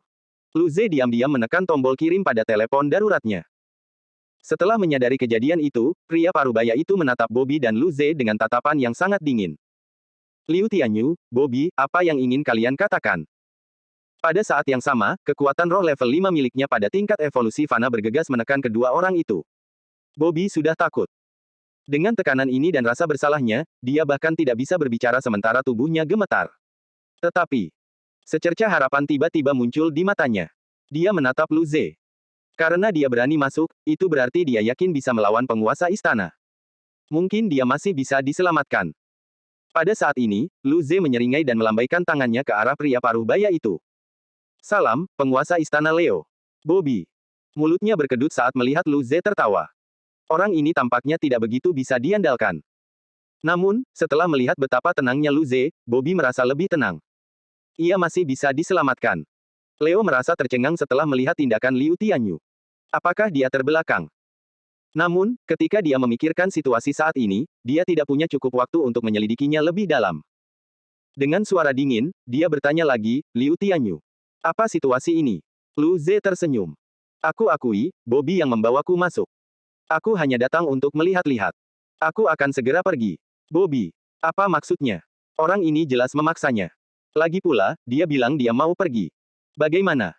Leo juga merasa tercengang. Bagaimanapun, Lu Ze masih terlihat seperti Liu Tianyu. Merasa kewalahan, dia tidak dapat bereaksi cukup cepat terhadap perilaku aneh ini. Saat Leo tersadar, ia melihat cahaya perak berkelap-kelip di sekujur tubuh Lu Ze. Setelah itu, tubuh Lu Ze menghilang dari ruang pengawasan. Bobby. Leo. Keduanya bingung ketika melihat tempat kosong di mana Lu Ze berada. Kemana dia pergi? Namun, Leo segera pulih. Ia menoleh untuk menatap Bobby yang kebingungan dengan niat membunuh yang kuat. Penjaga Bobby. Siapa orang itu? Apa yang sedang terjadi? Bobby. Dia membawa orang itu sendiri, tetapi dia ditemukan oleh penguasa istana. Apakah masih ada harapan baginya? Dia menatap tak bernyawa ke arah penguasa istana dan menjawab dengan gemetar, itu Lu Ze. Lu Ze. Mata Leo membelalak. Kemudian, dia langsung memikirkan sesuatu. Tidak. Bagus. Ketika dia menoleh untuk melihat layarnya, dia mendapati bahwa layarnya sudah hancur. Ekspresinya berubah drastis. Baru saja, karena tindakan aneh Lu Ze, dia akhirnya melupakan prioritasnya. Dia segera menekan tombol darurat dan memberitahu penguasa kehidupan abadi mengenai masalah tersebut. Di kapal induk ras iblis pedang, sang penguasa kehidupan abadi yang tampan, Frudenan, tengah mendiskusikan situasi pertempuran dengan Jenderal Iblis Pedang, Kakaroya. Setelah menerima misi membunuh Letnan Jenderal Yue Jing, keduanya hidup bahagia. Pada saat ini, wajahnya membeku. Dia menatap komunikatornya. Ketika dia melihat pesan itu, wajahnya langsung berubah menjadi hijau. Dengan suara serak, Kakaroya bertanya, ada apa? Apa masalahnya? Wajah Frudenan tetap kaku. Ia kemudian menggertakkan giginya. Bom ruang angkasa yang melemahkan tatanan telah ditemukan. Mata merah Kakaroya berkilat saat mendengar ini. Dia berbicara dengan suara rendah. Kau berjanji. Ekspresi Frudenan berubah jelek. Dia berkata, jika misi untuk menghancurkan sistem ENA gagal, maka kau hanya perlu memberiku 10 buah penempa planet dan membiarkanku tetap berada di ras iblis pedang selama 50 tahun sebagai imbalan karena membantumu membunuh Yue Jing. Mendengar kata-kata itu, Kakaroya terdiam sejenak dan berbicara perlahan. Kalau begitu, mari bersiap untuk menyerang sekarang. Ekspresi tak sedap dipandang di wajah Frudenan tetap ada saat dia mengangguk dan menekan tombol di tangannya. Brengsek. Sekelompok orang tidak berguna. Mereka bahkan tidak dapat melakukan hal sederhana seperti itu. Di stasiun luar angkasa, di luar kota Xingzhan, Lin Ling menerima pesan mendesak dari Lu Ze. Ini berarti mereka telah terekspos. Saat ini, kedua spesialis senjata telah menempatkan bom di dalam pesawat tanpa awak. Mereka tinggal menunggu bom itu lepas. Tepat setelah itu, seorang prajurit yang memegang alat itu berteriak, "Hati-hati." Ruang di sekitar bom menunjukkan tanda-tanda distorsi. Aku menduga bom ruang angkasa pelemah tatanan telah diaktifkan. Ekspresi Ling Dongyu berubah. Karena itu, ia segera memerintahkan, masuki perjalanan warp secepat mungkin. Jangan khawatir tentang konsumsi daya kapal. Kapal itu tidak memiliki kecepatan yang dibutuhkan untuk memasuki terowongan warp secara langsung. Energi yang dibutuhkan akan meningkat beberapa kali lipat, tetapi bom itu sudah diaktifkan. Saat ini, tidak ada cukup waktu untuk mempedulikan detail ini. Gemuruh. Setelah terdengar suara gemuruh, drone itu melesat naik beberapa ribu meter ke udara, kemudian, di bawah cahaya putih yang menyilaukan dan terdistorsi, drone itu menghilang tepat di hadapan mereka. Semua orang melihat ke tempat kapal itu menghilang. Suasana menjadi tenang, dan semuanya tampak normal. 5 detik. 10 detik. 20 detik. Setengah menit kemudian, semua orang tak kuasa menahan napas lega. Waktu ini seharusnya cukup bagi kapal untuk meninggalkan tata surya di dimensi warp. Jika bom ruang angkasa yang melemahkan tatanan tidak dapat aktif sepenuhnya di terowongan lengkung, sehingga tidak berlaku, maka ini akan menjadi hasil terbaik. Gemuruh. Tepat saat semua orang merasa lega, ruang itu tiba-tiba bergetar hebat. Suara gemuruh yang teredam terdengar. Gelombang kejut itu menempuh jarak puluhan ribu kilometer. Bersamaan dengan itu, tanah bergetar. Di kota dalam radius puluhan ribu kilometer, semua orang, baik yang sedang tertidur lelap maupun yang masih bersemangat, diserang oleh suara gemuruh tersebut. Beberapa orang berjalan keluar dan melihat ke langit. Apa yang telah terjadi? Saya tidak tahu. Apa ledakan itu? Apakah ini serangan teroris lagi? Sudah berapa kali? Tidak bisakah pasukan pertahanan meningkatkan tugas mereka? Cepat. Lihat. Apa itu? Pada saat ini, puluhan ribu meter di langit, sebuah lubang cacing hitam yang dalam perlahan muncul. Sebuah energi Qi yang kuat dan tak tertandingi mengalir keluar dari lubang cacing ini. Seolah-olah kiamat telah menimpa mereka. Lubang cacing alami. Aku pernah melihat ini sebelumnya. Aku pernah melihatnya di klip dari sistem Shigui. Oh sial. Apakah makhluk hampa akan datang ke sini? Teror langsung melanda semua orang. Di stasiun, Jian Wen dan Chris melihat lubang cacing itu muncul perlahan-lahan. Perasaan membatu meluap di dalam diri mereka.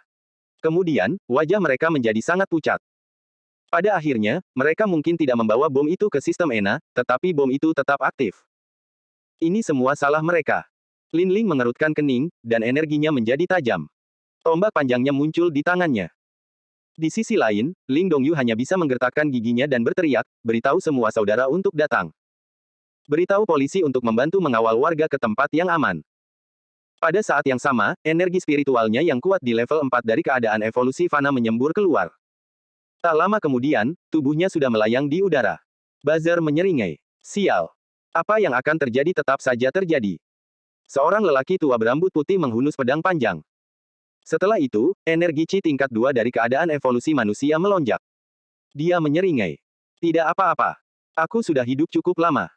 Wanita berambut emas di sampingnya menegang. Merasa tidak bisa berkata apa-apa, dia membuka mulutnya dan berkata, aku masih muda. Patu Wayang, bagaimana kalau kau maju ke depan? Minggir. Pada saat ini, perluasan lubang cacing tiba-tiba terhenti. Setelah itu, lubang cacing berhenti berkembang dan batasnya secara bertahap menjadi tidak stabil. Di ujung lubang cacing, terdengar suara gemuruh yang dahsyat. Meskipun hanya sedikit energi yang berhasil keluar dari lubang cacing, semua orang yang hadir tidak dapat menahan diri untuk tidak menggigil. Ini jelas merupakan binatang kehampaan keadaan planet. Akan tetapi, meskipun binatang itu meraung, ia tidak segera mendekat. Dengan raungannya, lubang cacing itu bergetar. Tepat setelah itu, lubang itu hampir tertutup. Melihat ini, semua orang tidak bisa menahan perasaan lega. Ling Dongyu tertawa terbahak-bahak. Hahaha, masih ada beberapa efektivitas. Setidaknya, binatang buas di alam semesta tidak bisa datang. Di sisi lain, Buzzer menyeringai. Akan lebih baik jika binatang-binatang itu memenuhi lubang cacing itu dan meledakkannya. Si tua yang kemudian berkata, mengapa aku merasa dia akan membiarkan bawahannya datang sebagai gantinya? Begitu suara yang tua itu berakhir, suara gemuruh dari lubang cacing itu berhenti, dan aliran energi yang kuat keluar. Setelah itu, seekor binatang buas sepanjang 1000 meter dengan baju besi tulang putih, yang memiliki penampilan mengerikan, menyelinap keluar dari lubang cacing itu. Keadaan evolusi fana yang kuat melonjakkan Qi-nya, mengguncangkan awan-awan di langit. Ia mengeluarkan raungan yang mengerikan setelah mengangkat kepalanya dan membuka mulutnya yang penuh dengan gigi tajam. Semua orang menoleh dan menatap ke arah yang tua dalam diam, membuatnya merasa canggung. Wanita berambut emas itu berkata, mulut gagak. Pada saat ini, Ling Dongyu meraung, bersiaplah untuk bertempur. Pindahkan medan perang menjauh dari wilayah berpenduduk. Kemudian, ia menyerbu, dan sinar pedang hijau sepanjang beberapa kilometer membelah langit malam. Sinar pedang itu menembus binatang hampa itu, meninggalkan luka yang dalam pada baju besinya. Kabut abu-abu dan darah menyembur keluar, mendarat di dataran Xingzhan, yang mengikis rumput dan batu. Setelah diserang, binatang hampa itu segera menatap Ling Dongyu di kejauhan dengan mata ganas dan menggeram mengejarnya. Setelah itu, beberapa binatang buas sepanjang ribuan meter, yang semuanya memiliki Qi yang kuat, menyerbu keluar dari lubang cacing. Binatang-binatang buas ini mengangkat kepala mereka dan mengeluarkan raungan. Bersamaan dengan ini, Qi yang mendominasi menyapu seluruh daratan dan langit. Selanjutnya, makhluk hampa yang lebih kecil juga mengikuti keluar dari lubang cacing. Lin Ling mengklik cincinnya dan baju besi putih menutupi tubuhnya. Dengan penglihatan tajam, dia menerjang ke langit dengan tombaknya. Buzzer, yang tua, dan Ang Li berada di sampingnya. Pertempuran telah dimulai. Sementara itu, di pangkalan rahasia Istana Kehidupan Abadi, Lu Ze menggunakan lompatan spasial untuk menghilang dari ruang pengawasan dan muncul kembali di tempat keluarga Jian Wen dan Chris di penjara, seperti yang ditunjukkan oleh Bobby sebelumnya. Dia melihat 4 orang di sudut sedang mengawasinya dengan waspada. Ada 2 wanita cantik yang sudah dewasa, dan ada seorang gadis yang tampak sangat manis dengan tubuh yang bagus, serta seorang pria muda. Lu Ze telah melihat mereka di video itu. Itu mereka. Pada saat ini, pemuda itu berdiri di hadapan ketiga gadis itu, tetapi masih ada sedikit rasa takut yang tampak di matanya. Bagaimanapun, mereka masih ditawan, dan Lu Ze masih mempertahankan penampilan Liu Tianyu. Lu Ze tidak dapat menahan senyum saat melihat pemandangan ini. Anak ini tidak jahat. Dia melindungi gadis-gadis itu. Dia tersenyum sekali lagi dan berkata, tidak ada waktu untuk menjelaskan, mari kita pergi dari sini dulu. Setelah itu, pemuda itu sedikit terkejut ketika mendengar kata-kata itu. Dia baru saja akan berbicara ketika seni Dewa Angin Lu Ze melonjak. Keempat orang itu menjadi buta. Saat ini, dia dalam posisi yang sulit. Dia tidak tahu apakah lubang cacing itu muncul atau tidak. Bom itu mungkin telah diaktifkan. Dia harus segera membawa mereka pergi dan mengurus semua anggota Istana Kehidupan Abadi di sini lalu kembali lagi untuk melihatnya. Sambil memikirkan hal ini, Lu Ze menggunakan seni Dewa Ruang Angkasa. Cahaya perak menyelimuti keempat orang itu. Kemudian, setelah kilatan cahaya perak, semua orang menghilang. Tidak lama setelah Lu Ze dan yang lainnya menghilang, pintu kamar terbuka. Leo dan seorang pria parubaya berambut coklat yang kuat bergegas masuk ke dalam kamar. Bobby yang tampak pucat diseret melintasi lantai oleh Leo. Ketika mendapati ruangan kosong, keduanya tiba-tiba meraung marah. Setelah itu, suara menyedihkan bergema di seluruh pangkalan. Di suatu daerah yang jaraknya ribuan kilometer dari pegunungan itu, tampaklah cahaya keperakan menyambar, kemudian berubah menjadi 5 sosok manusia. Lu Ze menarik kembali teknik Dewa Angkasa dan teknik Dewa Anginnya. Wajahnya sedikit pucat karena ia terengah-engah. Akan ada perkelahian nanti. Agar mereka tidak terluka, Lu Ze harus membawa mereka ke lokasi yang lebih jauh. Kali ini, ia mengerahkan seluruh tenaganya untuk melakukan lompat-lompatan luar angkasa langsung pada jarak ribuan kilometer. Keempatnya, yang baru saja dibebaskan dari penjara, melihat sekeliling dan bertanya-tanya apakah mereka sedang bermimpi.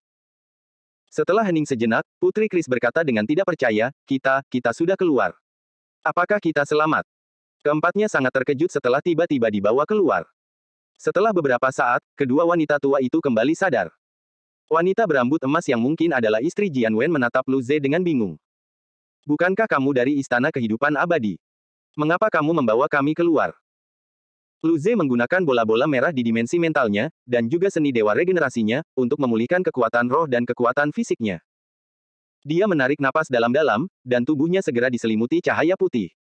Ketika cahaya itu menghilang, wajah aslinya pun terungkap. Setelah itu, keempat orang itu tidak dapat menahan diri untuk tidak melebarkan mata mereka saat mereka menatap Lu Ze. Seru gadis yang lebih muda. Mereka mengira itu Liu Tianyu. Lu Ze tersenyum. Profesor Jian Wen dan Chris memintaku untuk menyelamatkan kalian. Tunggu aku di sini. Aku akan mengurus orang-orang dari Istana Kehidupan Abadi sebelum mengirim semua orang kembali. Pada saat ini, Lu Ze mengeluarkan ponselnya. Lin Ling telah mengirim pesan. Ketika dia melihat isinya, dia langsung mengerutkan kening.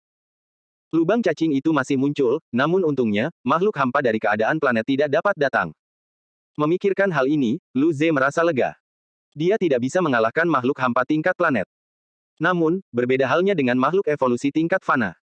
Bahkan jika dia tidak bisa mengalahkan mereka, dia akan mampu bertahan. Lu Ze membalas Lin Ling, menyuruhnya untuk berhati-hati. Orang-orang menjadi penasaran setelah melihat perubahan ekspresi Lu Ze. Setelah merenungkannya, mereka memutuskan untuk tidak bertanya pada akhirnya. Pada saat ini, istri Chris menatap Lu Ze dan berkata dengan penuh rasa terima kasih, Letnan Kolonel Lu Ze, terima kasih banyak telah menyelamatkan kami kali ini. Lu Ze menggelengkan kepalanya. Tidak apa-apa. Istri Chris melanjutkan dengan khawatir, Chris, tidak melakukan hal bodoh, kan? Saat dia mengucapkan pertanyaan itu, 3 orang lainnya ikut menoleh. Mereka ternyata tidak bodoh. Jelas, Istana Kehidupan Abadi ingin Chris dan Jian Wen melakukan sesuatu. Oleh karena itu, mereka tertangkap basah untuk memaksa kedua profesor itu. Meskipun mereka tidak yakin tentang apa itu secara spesifik, mereka punya firasat bahwa itu bukan sesuatu yang baik. Lu Ze akhirnya tertegun. Setelah ini, dia tersenyum. Kalian bisa lihat sendiri begitu kalian kembali. Aku tidak bisa berkata banyak untuk saat ini. Memang, Jian Wen dan Chris melakukan ini demi keluarga mereka dan tindakan mereka dihentikan. Namun, apa yang mereka lakukan tetap melanggar hukum. Lu Ze tidak tahu hukuman khusus apa yang akan mereka terima. Mendengar ini, ekspresi keempat orang itu berubah. Lu Ze tidak menjawab secara langsung, tetapi sikapnya menunjukkan banyak hal. Lu Ze menyadari bahwa semua orang terdiam. Dia menggaruk kepalanya dan berkata, baiklah, aku akan mengurus Istana Kehidupan Abadi dulu. Selama waktu ini, Lu Ze telah berhasil pulih sepenuhnya. Peta kedua memiliki 5 untai energi putih yang berharga. Dengan penggunaan bola merah yang terus-menerus, kemampuan pemulihan Lu Ze agak mengerikan. Dia tidak mempermasalahkan reaksi mereka saat cahaya hijau melintas di mata Lu Ze, dan dia menghilang tertiup angin. Setengah menit kemudian, Lu Ze muncul di atas gunung pangkalan. Bersamaan dengan itu, cincin penyimpanannya menyala dan satu set baju perang muncul di tubuhnya. Ini adalah perlengkapan perang pribadinya, tetapi karena dia begitu kuat, dia bahkan tidak sempat menggunakannya dengan benar sekalipun. Apa yang bisa dia lakukan? Dia hanya sekuat ini. Kali ini, ia harus bertarung dengan kekuatan penuhnya. Ia akhirnya bisa menikmati manfaatnya. Lu Ze mengepalkan tangannya, dan tatapannya menjadi dingin. Seketika, energi spiritualnya yang dahsyat melonjak. Rune ungu dan merah berkelebat di matanya saat petir darah ungu yang mengerikan tiba-tiba berkumpul di hadapannya, berubah menjadi tombak petir darah ungu sepanjang beberapa meter. Qi yang mengerikan tercurah begitu tombak petir ini muncul. Bahkan keempat orang yang berada 1000 km jauhnya merasakan Qi Lu Ze. Mereka hanya bisa menggigil sebagai respons. Putri Chris melihat ke arah Lu Ze, dan matanya berbinar. Jadi ini Letnan Mayor Lu Ze. Kekuatan ini terlalu menakutkan. Dia lebih menakutkan daripada ayah. Qi Lu Ze jauh lebih kuat dari ayahnya. 3 orang lainnya juga terkejut. Dengan sedikit kebingungan, istri Jian Wen berkata, bukankah mereka mengatakan bahwa kekuatannya baru saja mencapai tahap evolusi manusia? Qi ini tidak lemah bahkan di antara tahap evolusi manusia. Dia adalah seorang dosen di sebuah universitas dan baru saja mencapai tahap pembukaan aperture setahun yang lalu. Universitas membimbingnya untuk bertemu Jian Wen. Meskipun dia tidak memiliki banyak pengalaman bertempur, dia tahu Qi ini jauh lebih kuat daripada kondisi pembukaan aperture. Lu Ze juga terkejut dengan tombak petirnya. Kekuatan ini telah mencapai level 6 dari keadaan evolusi manusia. Peningkatan dari armornya lebih kuat dari apa yang dia bayangkan. Bahkan kekuatan para penguasa istana-istana kehidupan abadi hanya berada pada level 5 dari keadaan evolusi manusia. Jika memang demikian, dia bisa dengan mudah mengatasinya saat itu. Namun, dia tidak bisa membawa baju besi ini ke dimensi berburu saku. Kalau tidak, dia benar-benar tidak akan terkalahkan. Setelah merasakan riak-riak, tanah di dekat pangkalan itu retak. Kemudian, 2 orang melesat ke udara. Itu adalah 2 orang penguasa istana, Leo dan Jason. Leo berteriak pada Lu Ze, berhenti. Sebagai balasan, Lu Ze mencibir, dan tombak petir itu tiba-tiba melesat ke arah Leo. Dia tidak perlu membuang tombak petirnya untuk menyerang pangkalan itu. Sasarannya hanyalah 2 penguasa istana negara evolusi fana ini. Leo tercengang setelah melihat tombak petir itu menuju ke arahnya. Oh sial. Ini adalah langkah yang tidak biasa. Bukankah seharusnya naskahnya adalah, aku suruh kau berhenti, dan kau tidak mau, jadi kau terus menyerang markas. Tombak yang kuat ini membuat Leo merasakan ancaman yang mematikan. Kekuatannya hanya berada pada level 5 dari status evolusi manusia. Tak lama kemudian, bulu kuduknya berdiri saat ia menatap tombak itu. Ia harus bertarung dengan nyawanya, atau ia akan mati. Dia segera menghentikan pikirannya yang berputar-putar, dan tatapan matanya berubah mengerikan saat dia mengeluarkan raungan yang ganas. Arg! Pada saat yang sama, sinar darah melesat ke seluruh tubuhnya. Otot-ototnya mengering, dan tingkat 5 Chi evolusi Fana miliknya melonjak, hampir mencapai tingkat 6 dari tingkat evolusi Fana standar. Saat itu, pedang panjangnya berubah menjadi merah darah. Sinar pedang pembunuh itu mengiris tombak petir itu. Jason mengayunkan pedang hitamnya. Sinar pedang hitam pekat juga memotong tombak petir itu. Dia lebih kuat dari Leo dan hampir menembus level 5 dari status evolusi manusia. Namun, dibandingkan dengan Leo yang berjuang mati-matian dengan nyawanya, serangan Jason sedikit lebih lemah. Gemuruh. Sebuah ledakan besar menggema di seluruh area. Pegunungan di sekitarnya bergetar sementara tanah retak. Setelah itu, penghalang biru muncul di sekitar pangkalan. Menemukan medan perang. Penghalang itu bergetar hebat. Hanya bisa menahan gelombang kejut itu dengan lemah. Semua orang di dalam markas menggigil, keputusasaan telah mengalahkan emosi mereka. Para penjaga itu termasuk dalam kelompok ini. Seorang pemuda berkata dengan gemetar, itu Lu Ze. Tidak mungkin. Bukankah dia baru saja mencapai tahap evolusi Fana? Mata Marina dipenuhi rasa takut. Wajah cantiknya berubah mengerikan. Ini semua salah Bobby. Dia membawa Lu Ze ke markas kita. Apa yang harus kita lakukan? Setelah kematian Bobby dan Liu Tianyu, hanya tersisa 6 penjaga. Ketika mereka melihat penguasa istana yang tak terkalahkan, Leo, dipaksa menggunakan teknik penyelamatan nyawanya pada serangan pertama, mereka tidak bisa lagi tetap tenang. Dilihat dari penampilannya, kombinasi Leo dan Jason mungkin tidak cukup untuk mengalahkan Lu Ze. Tentu saja mereka tidak ingin mati. Ketika gelombang kejut menghilang, pegunungan di sekitarnya hancur berantakan akibat benturan kekuatan. Di udara, Lu Ze, Leo, dan Jason tetap mengambang. Lu Ze melihat bagaimana keduanya tetap tidak terluka. Dia hanya bisa menggigit bibirnya. Hah, jadi mereka memblokirnya. Mengapa mereka tidak meledak saat itu juga? Saat ini, kulit Leo masih kering, dan energinya mendominasi. Jason, di sisi lain, berada dalam kondisi yang sama, energinya bahkan melonjak. Keduanya menatap Lu Ze dengan waspada. Sebenarnya, keduanya sedikit terkejut dengan perubahan peristiwa tersebut. Ini bukan rencana yang mereka pikirkan. Tanpa diduga, Lu Ze ternyata lebih kuat dari mereka. Bukankah dia baru saja mencapai keadaan evolusi Fana? Saat ini, mereka hampir tidak bisa bernapas hanya dengan satu serangan. Orang idiot mana yang mengatakan bahwa kekuatan Lu Ze baru saja mencapai tahap evolusi Fana? Mereka ingin menyeret orang itu keluar dan membuatnya merasakan keputusasaan yang sesungguhnya. Lu Ze menghela napas.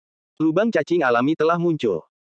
Meskipun tidak ada binatang hampa di planet itu, Lu Ze masih mengkhawatirkan Lin Ling. Dia harus menyelesaikan pertempuran itu dengan cepat. Seketika, cahaya perak melintas di matanya, membuatnya langsung menghilang dari tanah. Hampir di saat yang sama, dia muncul di belakang Jason. Tangan kanannya terkepal dengan sinar gelap mengalir di sekitarnya. Pukulan yang melumpuhkan bintang. Gemuruh. Kekuatan tinju hitam itu menghantam punggung Jason. Ancaman mematikan itu membuat Jason bereaksi dengan memancarkan sinar hitam. Pada gilirannya, rune hitam muncul di kulitnya. Chi-nya juga tiba-tiba naik ke level 6 dari status evolusi manusia. Dia mencengkeram pedangnya dengan kedua tangan dan menebas kekuatan tinju Lu Ze. Benturan itu membuat langit menjadi gelap gulita. Gemuruh. Suara gemuruh terdengar. Kekuatan tinju Lu Ze menghancurkan sinar pedang hitam. Tinju yang dilapisi baju besi itu beradu dengan pedang hitam Jason. Setelah jeda singkat, suara renyah yang lemah terdengar. Namun, suara lemah ini bagaikan dinamit yang meledak di hati Jason. Matanya menyipit. Namun, sebelum dia sempat bereaksi, pedangnya hancur berkeping-keping. Kekuatan tinju yang dahsyat itu merambat sepanjang pedang hingga mencapai tubuh Jason. Kekuatan mengerikan itu meledakkannya ke arah gunung yang jauh. Meskipun menembus gunung, momentum Jason tidak berhenti. Tubuhnya terdorong lebih jauh hingga akhirnya mendarat di tanah yang kedalamannya beberapa kilometer. Pada saat ini, Lu Ze merasakan niat membunuh yang kuat di belakangnya. Cahaya darah melesat ke arahnya. Leo menyelinap di belakang Lu Ze, tetapi dia tidak menyangka bahwa hanya dengan satu pukulan, bahkan senjata Jason pun hancur. Meskipun demikian, tidak ada cara baginya untuk melarikan diri. Lu Ze memiliki seni dewa luar angkasa yang sangat langka. Mustahil untuk melarikan diri dari seni dewa seperti itu. Dalam hal itu, bertarung dengan nyawanya adalah satu-satunya jalan keluar. Setelah merasakan sinar pedang mendekat, Lu Ze segera berbalik. Tepat saat itu, Lu Ze telah mengerahkan seluruh kekuatannya untuk melancarkan pukulan, dalam upaya agar pukulan itu efektif. Saat ini, karena sinar pedang sudah ada di depannya, dia hanya bisa menyilangkan lengannya untuk menangkisnya. Mendering. Energi pedang tajam dan gelombang kejut menyebar ke sekeliling, membelah gunung demi gunung. Tepat pada saat ini, sinar pedang darah dengan susah payah mengiris lapisan kristal hitam, meninggalkan bekas putih pada baju perang Lu Ze. Melihat ini, Lu Ze mengedipkan matanya. Beberapa saat kemudian, dia berkata dengan perasaan terkejut, baju tempurku bahkan tidak rusak. Bagaimana bisa kau begitu lemah? Dia pikir dia akan terluka kali ini, tetapi dia memiliki seni dewa generasi, jadi dia tidak khawatir. Orang ini tampaknya cukup kuat, tetapi dia hanya bisa menghancurkan pertahanan baju besi membran kristal hitam, ya. Mungkin, armor membran kristal hitamnya jauh lebih kuat daripada buff armor tempur. Sinar pedang itu sebelumnya berada pada level 6 dari status evolusi manusia, bukan? Itu hampir sepenuhnya diblokir. Luar biasa. Dia lebih tangguh dari yang dia bayangkan. Leo, di kejauhan. Leo hanya bisa menatap pemandangan ini dengan tidak percaya. Serangan berkekuatan penuhnya bahkan tidak menghancurkan baju zirah perang. Bagaimana dia bisa bermain? Dan apa maksud bajingan ini? Apakah salahnya kalau dia lemah? Bukan hanya Leo.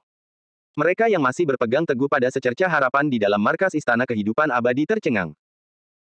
Bos mereka bertarung dengan mempertaruhkan nyawanya dan menggunakan jurus yang kuat, tetapi dia bahkan tidak dapat menghancurkan pertahanan musuh.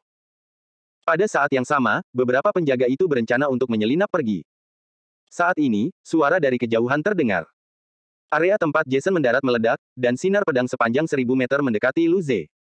Lu Ze bergeser ke samping dan menghindarinya. Sinar pedang itu membelah jurang yang dalam di pegunungan. Kemudian, Jason, dengan darah di mulutnya, menuju ke Leo. Dia masih memegang setengah pedang. Pedang yang patah itu memancarkan kekuatan spiritual. Pedang itu memang patah, tetapi masih bisa digunakan untuk sementara waktu. Dia menatap Lu Ze dengan dingin lalu berkata, kita akan menyerang bersama, atau kita berdua akan mati. Leo mengangguk tanda mengerti. Jika dia sendirian, dia mungkin akan mempertimbangkan untuk memohon belas kasihan.